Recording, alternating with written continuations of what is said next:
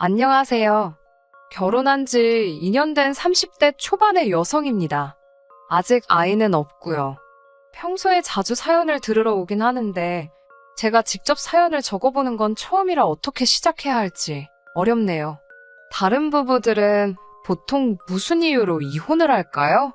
저희는 경제적인 이유도 있지만 남편의 적반하장식 태도에 제가 질려버려서 이혼하게 되었습니다. 친구들한테 이 답답한 속을 털어놓자니 그래도 한때 사랑했고 같이 살맛대고 살던 사람이라 그런지 제 얼굴에 침 뱉기 같아서 입이 안 떨어지더라고요. 그래서 이렇게 익명의 힘을 빌려 사연을 적어봅니다. 제 소개를 먼저 간략하게 해볼게요. 저는 대학교를 졸업한 후 다른 친구들처럼 평범한 직장 생활을 시작했어요. 하지만 제가 회사 생활을 시작하고 얼마 지나지 않았을 때 회사에 갑작스러운 해고바람이 불어왔습니다. 비록 저는 해고 대상은 아니었지만 하루아침에 사무실을 떠나는 사람들을 보니 언제 제 이야기가 될지도 모른다는 두려움에 눈앞이 깜깜해지더라고요. 그때부터 저는 틈틈이 커피 자격증도 따고 제빵 기술도 익히며 창업을 준비하기 시작했습니다. 그리고 직장 생활 3년 만에 회사에서 멀지 않은 곳에 위치한 카페를 인수하게 되었어요. 그리고 얼마 후 제 발로 회사에서 나와 자영업자의 길을 걷게 되었습니다. 그 이후로 한동안 식사는커녕 잠도 제대로 자지 못할 만큼 바쁘게 살았네요. 한 5년 정도 지나니까 어느새 하나였던 카페도 2개가 되었고 매장 사이즈도 커졌어요. 그래도 여전히 매일같이 두 곳 다 제가 직접 들려서 몇 시간씩 카운터도 보고 커피도 내리고 합니다. 제 매장이니까 제 손이 구석구석 닿지 않으면 안 되겠더라고요. 아무튼 남편을 만나기 전 저는 이렇게 살고 있었습니다. 애정관계에 있어서는 마지막 남자친구와 헤어진 뒤 3년째 솔로로 지내고 있었고요. 반면에 주변 친구들은 하나둘씩 시집을 가더라고요. 그런 친구들을 보고도 별 걱정이 없었던 저와는 달리 친정 어머니가 굉장히 속상해 하셨습니다. 당신이 보기엔 딸이 돈 버는 데만 혈안이 돼 있어서 걱정스러우셨대요. 사실 제가 돈 버는 재미에 푹 빠져 있었던 건 맞아요. 한 달에 거의 800, 900, 잘 될 때는 1000까지도 벌리니까 아무리 일을 해도 피곤한 줄 모르겠더라고요. 그렇게 바쁘게 살던 중 한동안 연락이 닿지 않았던 고등학교 동창으로부터 오랜만에 연락을 받았습니다. 좋은 사람을 만나서 결혼한다고 했어요. 그런데 초대할 만한 친구가 많이 없어서 그렇다며 시간이 되면 혹시 참석해 줄 수 있겠냐고 묻더라고요. 학교 다닐 때도 그다지 친하지 않았는데 오죽하면 나한테까지 연락을 했을까 싶어서 흔쾌히 가겠다고 했네요. 친구의 결혼식 당일이었습니다. 그곳에서 신랑 측 하객으로 참석했던 지금의 남편을 만나게 되었어요. 사실 아시다시피 결혼식장에서는 너나 할 것 없이 다들 들떠서 분위기가 시끌시끌하고 정신이 하나도 없잖아요. 그렇다 보니 남편이나 저나 호감을 느끼기는커녕 서로 있는지도 몰랐던 게 사실입니다. 그런데 정작 결혼식 주인공들은 저희를 보고는 서로 이어주면 좋겠다는 생각을 했답니다. 그래서 신혼여행에서 돌아오자마자 결혼식에 참석해줘서 고맙다는 핑계로 밥을 사준다며 남편과 저를 같이 불러냈더라고요. 그렇게 얼떨결에 남편을 소개받게 되었어요. 제가 원래 성격상 소개팅 같은 자리를 좋아하지 않아요. 그래서 아마도 친구가 소개팅 할 거냐고 물었다면 거절했을 거예요. 하지만 그날은 단 둘만 있던 것도 아니고 오래된 친구도 함께여서 그런지 자리가 한결 편하게 느껴졌습니다. 어색한 것도 덜했고 즐거운 시간이었어요. 그렇게 어느덧 시간이 밤 11시가 다 되어가자 남편이 먼저 저를 집에 데려다 주겠다고 하더라고요. 그 제안이 싫지만은 않았어요. 그리고 집으로 돌아오는 길에 남편이 제 연락처를 물어보면서 다음에 또 볼 수 있겠냐고 물었습니다. 남편은 특출난 외모는 아니었지만 서글서글한 인상 때문에 보고 있으면 기분이 좋아지는 사람이었습니다. 바쁜 일정 속에서 남편과 있으면 그래도 마음이 편해지는 것 같았어요. 그렇게 만난 지 8개월쯤 되었을 무렵 남편은 저에게 결혼하자며 프로포즈를 해왔습니다. 사실 당시 남편 나이가 35이었는데 그래서인지 연애 초반부터 결혼에 대해 저보다 좀 더 압박을 느끼는 것 같았어요. 그래서 남편이 프로포즈를 했을 때 크게 놀라지는 않았습니다. 결혼 이야기가 오고 가면서 저희는 서로에게 재산 상태를 오픈하게 되었습니다. 먼저 저 같은 경우 카페 2곳을 하면서 모아둔 돈이 1억 조금 넘게 있었습니다. 몇 년 전 부모님이 증여해주신 오피스텔 하나가 있었고요. 참고로 부모님은 개인적인 이유로 남들보다 조금 일찍 은퇴를 하셨고 지금은 두 분이서 아파트 생활을 하고 계십니다. 부모님의 재산이다 보니 정확히는 모르지만 당시에는 살고 계신 아파트와 작은 건물 하나를 가지고 계셨어요. 그 외 저축 및 연금도 있으셨고 건물에서 나오는 월세로 생활하고 계셨기 때문에 노후는 걱정 없었네요. 남편의 경우는 조금 달랐습니다. 혹시나 남편의 지인이 사연을 들을 수도 있으니까 구체적인 지역명은 언급하지 않을게요. 남편은 일단 모아둔 돈이 6천 정도로 저희 절반 수준이었습니다. 남편의 나이나 경력을 고려했을 때 솔직히 기대에 못 미치는 금액이었어요. 남편이 말하기를 그 이유는 학자금 대출 때문이랍니다. 직장 생활을 시작한 이후 학자금 대출을 상환해야 했기 때문에 돈을 모을 여력이 없었다고 하더라고요. 본인이 벌어서 본인이 공부한 거 냈다는데 제가 뭐라고 하겠어요. 오히려 책임감이 있어 보여서 솔직히 좋아 보이기도 했고요. 게다가 남편이 다니던 회사가 공기업 성격이 강해서 정말 치명적인 큰 실수를 하지 않는 한 잘리지 않기로 유명한 안정적인 곳이었어요. 연봉도 5천에서 6천 사이라고 했고요. 그렇기에 당장 남편이 가진 돈이 좀 적어도 앞으로 모으면 된다고 생각했어요. 또한 남편 말이 아버님이 돌아가시면서 어느 정도 재산도 남기셨다며 시어머니의 부양에 대해서는 크게 걱정하지 않아도 된다고 하더라고요. 남편에게는 6살 어린 신우가 있습니다. 신우는 미혼이고 남편이 독립한 이후 줄곧 어머님과 둘이 살고 있었어요. 신우는 지역 내 중소기업을 다니고 있었는데 그곳에서 정확히 무슨 일을 하는지는 듣지 못했습니다. 저와 남편 사이에 그리고 친정과 시댁 사이에 경제적인 격차는 크지는 않아도 분명히 있었습니다. 하지만 그게 저희가 결혼을 결심할 때 저희 발목을 잡을 만큼 큰 문제는 아니었어요. 서로 부족한 부분을 채워주는 존재가 부부라고 생각했으니까요. 신혼살림을 시작할 때 제가 모아둔 돈 1억 2천과 남편이 모아둔 돈 6천에 친정 부모님이 1억 보태주셨습니다. 시어머니께서 국산 중형차 한 대 뽑아주셨고 혼수해주셨어요. 감사한 마음으로 시어머니와 신우에게 명품백 하나씩 선물했고요. 정말이지 이때만 해도 누가 얼마를 썼는지를 떠나서 서로 주고받고 하는 그 마음이 좋았습니다. 더 바라는 것도 없었고요. 하지만 이대로만 같았으면 하는 제 마음과 달리 남편은 달라진 모습을 보였어요. 결혼식을 올리고 얼마 지나지 않았을 때부터였어요. 사실 연애 때부터 종종 남편은 자기도 회사를 관두고 장사를 하면 어떨 것 같냐고 저에게 몇 번이나 물어왔어요. 저는 좀처럼 남편의 생각이 이해가 되질 않았습니다. 남들은 들어가고 싶어서 1년이고 2년이고 고생하는 회사를 왜 제 발로 차버리고 나올 궁리를 하는지 말이에요. 그럴 때마다 저는 남편에게 장사가 보는 것만큼 쉬운 게 아니라고 그냥 회사 잘 다녔으면 좋겠다고 했습니다. 결혼 후에는 제가 카페 때문에 매일같이 동분서주하는 현실을 매일매일 옆에서 볼 테니 그런 말은 입에서 쏙 들어갈 줄 알았습니다.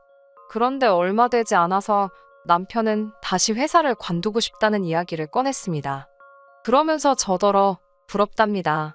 어딜 가나 사장 소리 들으면서 대접받고 시간도 제 맘대로 쓸 수 있으니 얼마나 좋겠냐면서요.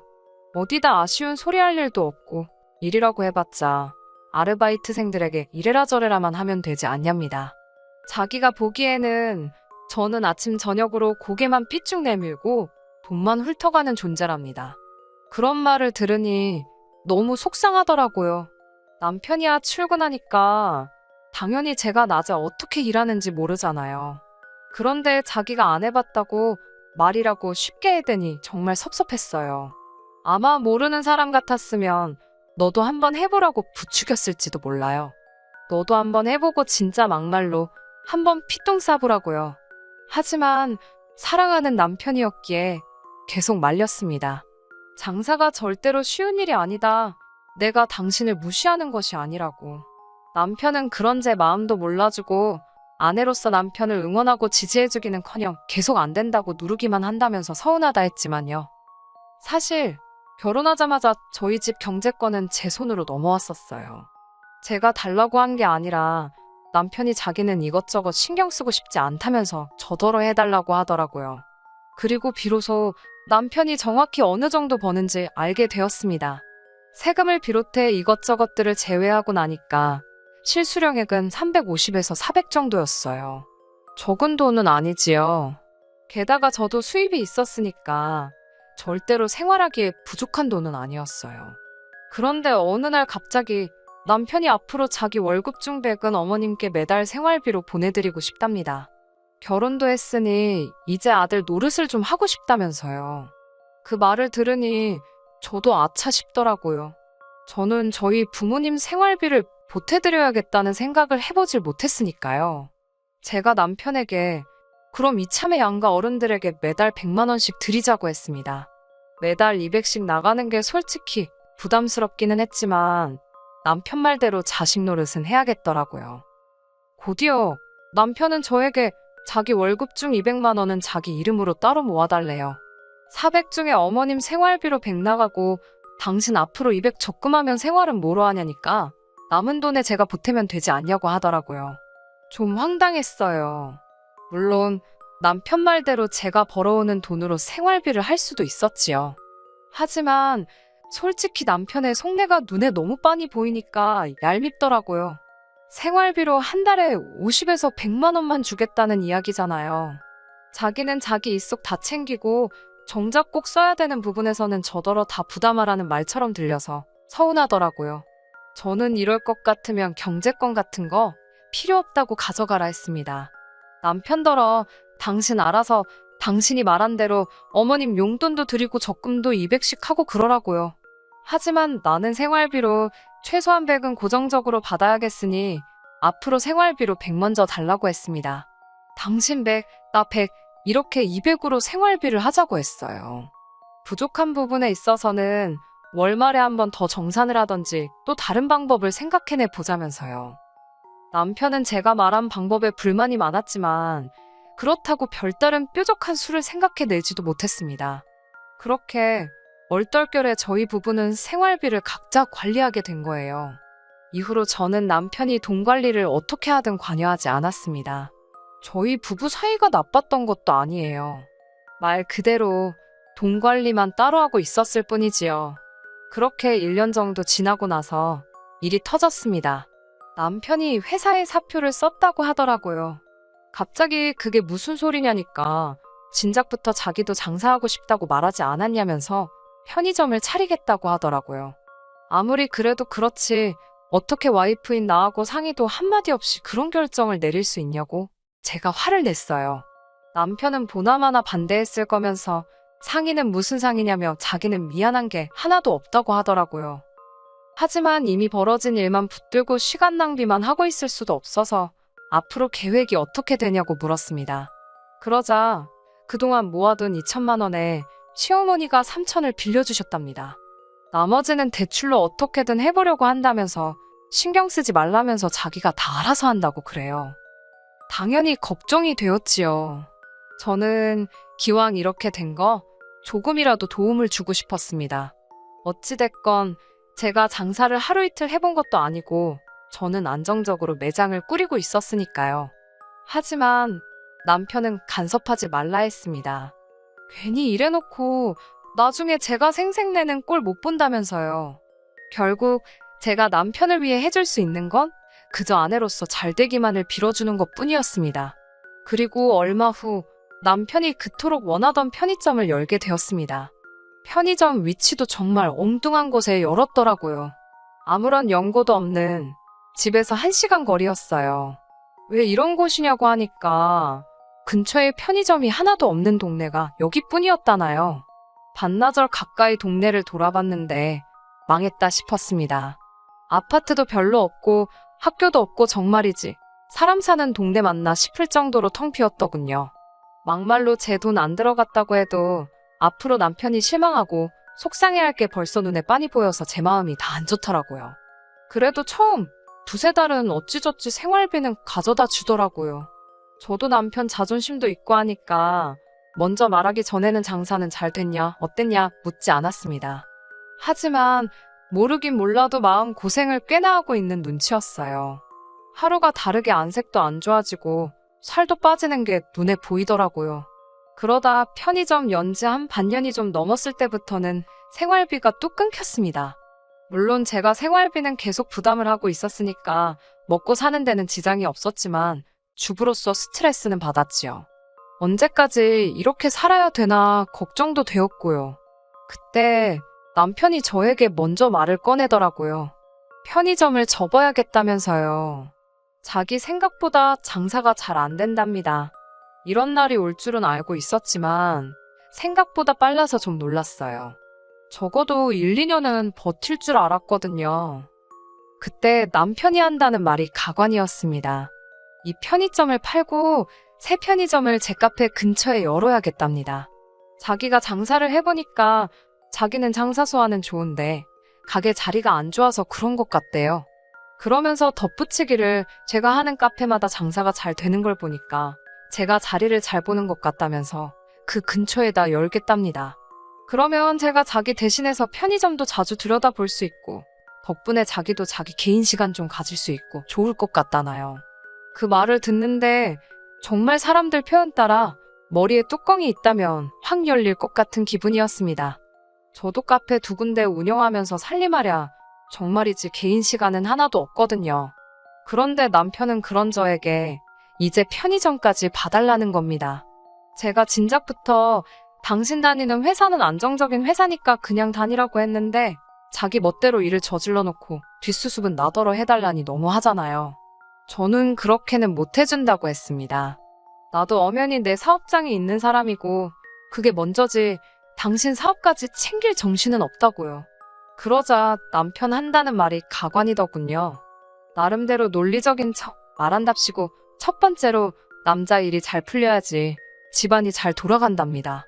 두 번째로 그까짓 거 카페 아무나 할 수 있대요. 막말로 아르바이트생만 써도 돌아간답니다. 어이가 없어서 그렇게 쉬워 보이면 당신도 카페 하지 그랬냐니까 자기가 카페 차렸다가 너무 잘 돼서 제 기라도 죽으면 어쩌나 싶더래요. 이건 뭐 말 같아야 들어주지 상대할 가치도 없더라고요. 저는 듣기 싫다고 됐다고 알아서 하라고 했습니다. 그러자 남편이 그러면 앞으로 생활비는 당분간 못 준답니다. 자기도 어떻게든 살아보려고 하는데 협조를 안 해주니 방법이 없답니다. 그러면서 앞으로 시댁의 생활비도 저더러 드리랍니다. 저는 당신이 처음부터 시작한 일이니까 어머님 용돈은 당신이 책임지라고 했습니다. 생활비도 단돈 10만 원이라도 벌어서 달라고 했고요. 제가 남편보다 많이 벌면서 너무 인색하다고 생각하실 수도 있겠네요. 남편이 계속해서 회사를 다니는 상황이었으면 저도 이러지 않았을 겁니다. 하지만 남편이 저에게 말 한마디 없이 회사를 관두고 자기 멋대로 판을 벌렸을 땐 뒤따른 책임도 져야 된다고 생각했어요. 만약에 편의점이 잘 됐다고 해도 저는 남편에게 절대로 예전보다 더한 것을 바라지도 않았을 겁니다. 그리고 두어 달쯤 지난 얼마 전이었어요. 어머님께 연락이 왔습니다. 왜 생활비를 안 보내냐고요. 설마 싶었는데 정말 남편이 돈을 안 보냈더라고요. 이 무렵 남편과 저는 이미 감정의 골이 깊어져서 서로 말을 안 하고 지내고 있었어요. 그래도 할 도리는 하고 있겠지 했는데 어머님한테까지 그러고 있을 줄은 몰랐습니다. 남편에게 어머님께 생활비 때문에 연락이 왔었다고 하니까 저더러 좀 드리랍니다. 너무 뻔뻔한 그 태도에 기가 막혀서 편의점 정리하고 다시 일자리 알아보라고 했습니다. 그러면 생각해보겠다고요. 그러자 남편은 자기는 무조건 사업할 거랍니다. 저도 하는데 자기가 왜 못하겠냐면서 원래 이렇게 쓰러져 봐야 일어설 수도 있는 거라나요. 아직 정신 못 차렸구나 싶어서 더 말도 하기 싫더라고요. 이후로 어머님께 두세 차례 더 전화가 왔었는데 솔직히 짜증나서 받지도 않았습니다. 무슨 말씀하실지 뻔히 알았으니까요. 그랬더니 어머님이 쫓아오셨습니다. 말 그대로 서울 집으로 신우와 함께 쫓아오셨더라고요. 저더러 왜 생활비를 안 보내주냐면서 왜 내 아들이 도와달라는데 너는 모른 척 하는 거냐고 욕을 하시더라고요. 살면서 평생 먹을 욕은 다 먹은 것 같습니다. 당신 아들 허파에 바람 넣은 게 저라면서 저만 아니었으면 그 좋은 회사 때려치고 나왔겠냐며 저더러 평생 책임지랍니다. 당신 아들 얼굴 상한 것 좀 보라면서 앞으로 죄인처럼 납작 엎드려 살면서 남편 뒷바라지나 하랍니다. 어이가 없었지요. 남편이 편의점 연다니까 돈까지 대주신 게 누군데 저한테 덮어씌우시는 건지 얼마나 황당하던지 웃음이 나올 지경이었어요. 신우까지 나서서 아무리 그래도 시어머니 드리기로 한 생활비는 제때 보내는 게 며느리 도리 아니냐며 정말 너무하답니다. 저도 신우한테 말했어요. 막말로 남편한테 생활비 제대로 받아본 지가 언젠지도 모르겠다고 지금 살림이고 뭐고 다 제가 번 돈으로 하고 있다고요. 제가 지금 남편 재워주고 밥 먹여주고 진짜 씻기고 입히는 거 빼고 다 해주고 있는데 시어머니 생활비 가지고 뭐라 하시면 저도 할 말 많다고 받아쳤습니다. 그러면서 신우한테 어머님 얼마씩 드리고 있냐니까 갑자기 입을 꾹 다물더라고요. 거기 얹혀 살면서 생활비 내놓으라는 거 너무 속보인다고 그러니까 저를 눈알이 빠져라 노려만 보더라고요. 시어머니랑 신우는 집에서 남편이 오기만을 기다리더라고요. 그리고는 남편이 오니까 다시 기세가 등등해져서는 낮에 저와 있었던 일을 무슨 무용담 펼쳐놓듯 떠들더라고요.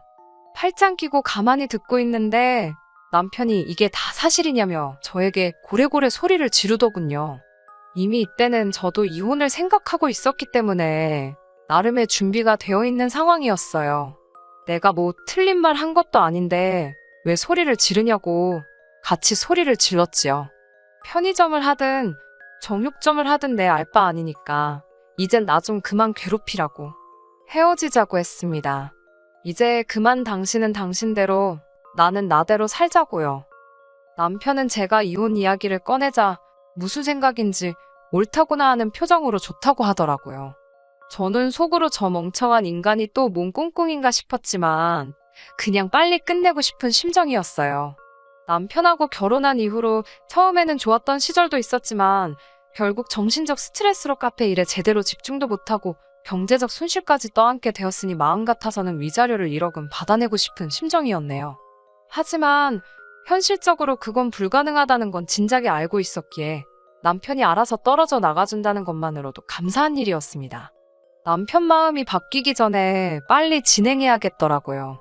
제가 합의 이혼을 하자고 했는데 남편은 굳이 저를 상대로 이혼 소송을 걸어왔습니다. 나중에 알게 된 일이지만 제 카페나 오피스텔 등에 대해서 재산 분할을 요청하려고 했었나 봐요. 당연히 소용없는 짓이었지요. 남편 몫으로 돌아갈 건 많지 않았어요. 처음부터 대부분 제 것이었으니까요. 오히려 남편이 배우자로서 역할에 충실하지 않았다는 것만 입증되어 저에게 위자료 1,000만 원을 주게 되었습니다. 변호사 수임비에 뭐에 남편에게는 상처뿐인 패배였어요. 남편은 자기 생각하고는 상황이 영 다르게 돌아가자 그제서야 직장도 알아보고 제가 원하는 대로 하겠다며 다시 한번 잘해보자고 하더라고요. 시어머니도 생활비고 뭐고 안 줘도 된다면서 둘만 잘 살라고 하셨지만 이제 그 누구의 말도 믿을 수가 없었어요. 그래도 저를 놓치고 후회하는 모습을 보니 꼬숩긴 하더라고요. 딸이 그동안 이렇게 마음고생하고 사는지 몰랐던 친정부모님께서는 특히 빨리 결혼하라고 저를 채근하셨던 친정어머니는 다 이게 당신 탓이라며 너무 미안해 하셨습니다. 그런 어머니를 보고 있으니 착잡하더라고요. 잘 사는 모습을 보여드렸으면 좋았을 텐데 말이에요. 이렇게 또 인생을 배웠고 저는 한층 더 단단해졌습니다. 이제 제 목표는 제 이름을 내건 카페를 3개, 4개로 늘려가는 거예요. 언제 한번 커피 드시러 오세요. 끝까지 들어주셔서 감사합니다. 오늘의 사연은 여기까지입니다. 구독과 좋아요, 알람 설정 부탁드리고 더 좋은 사연으로 다시 찾아뵙겠습니다. 감사합니다.